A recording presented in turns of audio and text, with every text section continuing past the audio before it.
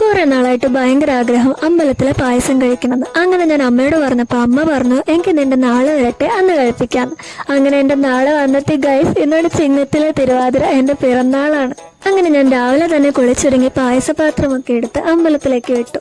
എൻ്റെ വീടിന് തൊട്ടടുത്തുള്ള ഒരു ഭദ്രകാളി ക്ഷേത്രമാണിത്. എൻ്റെ ബാല്യകാലത്തിന്റെ ഒരുപാട് സ്മരണകൾ ഉറങ്ങിക്കിടക്കുന്ന ഒരു സ്ഥലം കൂടിയാണ്. ഞാൻ അമ്പലത്തിലെത്തിയപ്പോഴേക്കും നല്ല മഴ പെയ്തു. ആ മഴയൊക്കെ ആസ്വദിച്ച് അവിടെ ഇരിക്കാൻ ഒരു പ്രത്യേകതരം ഫീലായിരുന്നു. ഇതാണ് ഞങ്ങളുടെ അമ്പലത്തിലെ മുത്തശ്ശി. ഈ മുത്തശ്ശിയാണ് എൻ്റെ ചെറുപ്പത്തിലൊക്കെ എന്നെ മാല കെട്ടാൻ പഠിപ്പിച്ചത്. എൻ്റെ ബാല്യകാലത്തൊക്കെ ഞാൻ മാല കെട്ടാനും വിളക്ക് കത്തിക്കാനും എന്തിനേറെ രാമായണം വായിക്കാൻ വരെ ഇവിടെ വരുമായിരുന്നു. പിന്നീട് വലുതായി ജോലിക്കൊക്കെ പോകാൻ തുടങ്ങിയപ്പോഴേക്കും ഒന്നിനും സമയമില്ലാതായി.